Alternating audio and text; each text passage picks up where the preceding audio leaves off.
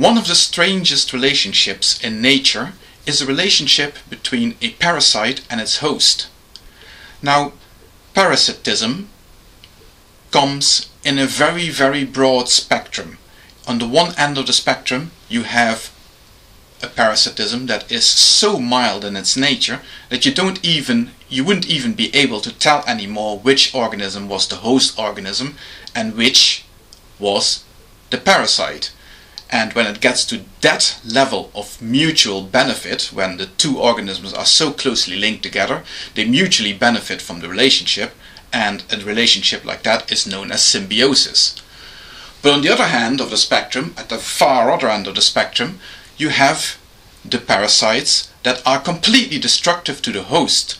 The host, to them, is merely a staging post, and the fact that the host gets destroyed in the process is of no concern to the parasite. It just results in them being excreted again, and then their life cycle starts all over again. And that, of course, is a very dreadful form of parasitism.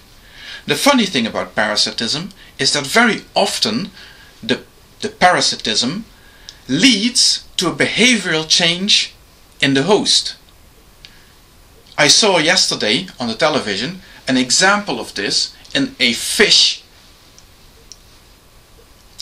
The fish would be infested by parasites. The parasite would enter the fish's bloodstream.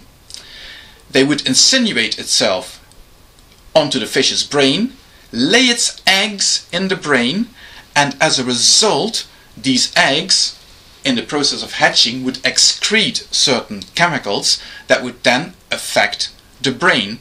The result of this insinuation of the parasite on the host's brain, the host's mind, was that the fish's behavior changed. They would start swimming erratically, they would start swimming close to the surface, shimmying, moving erratically around, and of course all that achieves is that the fish becomes a clear and unmistakable target for predation.